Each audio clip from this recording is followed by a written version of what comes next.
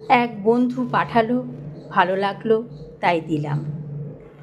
গোটা সমাজ যেখানে রোজ কোটি কোটি প্রাইভেট কোম্পানিতে চাকরি করা ছেলে মেয়েদের অযোগ্য বলে রিজেক্ট করে দিচ্ছে, সেখানে 26,000 ছেলে মেয়ে যোগ্য না অযোগ্য সেই নিয়ে টিভি, রেডিও, খবরের কাগজ, সোশ্যাল মিডিয়া, রাজনীতির মঞ্চ থেকে চায়ের ঠেক সব জায়গার হাওয়া গরম।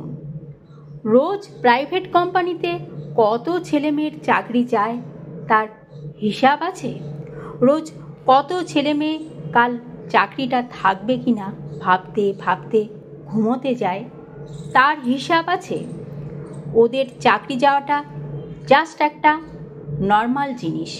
বস এলেন, গোল্ডেন হ্যান্ডশেক করলেন, কাল থেকে ওরা বেকার হয়ে গেল।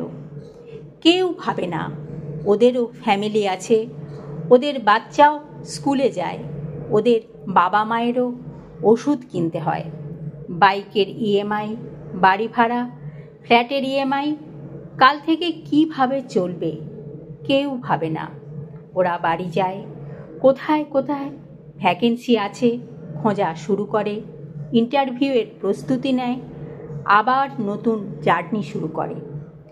ওদের চোখের জল কেউ দেখতে পায় না, ওদের ইন্টারভিউয়ের কোনো নিউজ চ্যানেল নেয় না, ওদের বাবা মা কান্নায় ভেঙে পড়ে না, উল্টে সাহস জোগায়, তুই পারবি।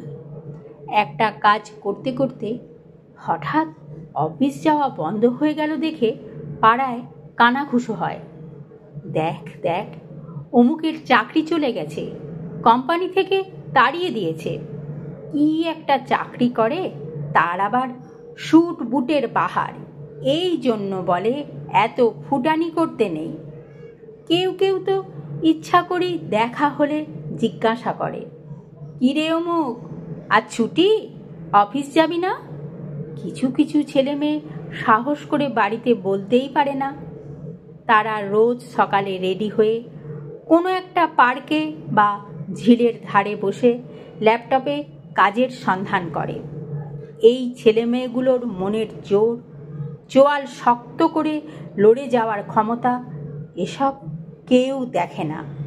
শুধু একটা সরকারি চাকরি পায়নি বলে এদের অযোগ্য ভাবাটা সমাজের একটা ব্যাধি, আর এই ব্যাধির কোনো ভ্যাকসিন আজও আবিষ্কার হয়নি। ব্যাস এইটুকুই।